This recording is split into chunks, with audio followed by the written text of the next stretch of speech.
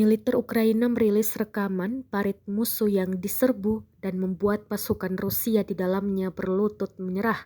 Rekamannya beredar di Telegram pada Kamis 18 Mei 2023. Prajurit Ukraina dibantu tank menembaki dan meluluh lantakan parit pasukan Rusia.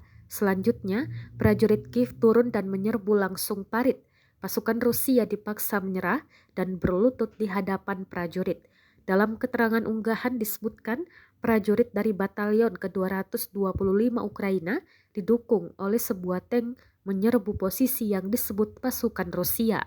Mereka yang masih hidup dengan bijak memutuskan untuk menyerah, jelas narasi unggahan, namun tidak dirincikan lokasi parit yang diserbu. Kendati demikian, rekamannya telah menuai berbagai komentar dari warganet. Пунктов Причистовка и Угледар Донецкой Народной Республики уничтожены два склада артиллерийских боеприпасов 68-й егерской и 72-й механизированной бригад Вооруженных сил Украины. Нанесено поражение 86 подразделений в районах населенных пунктов Владимировка, Кременная Луганской Народной Республики, Табаевка Харьковской области, Никольская Донецкой Народной Республики и Жеребянка Запорожской области.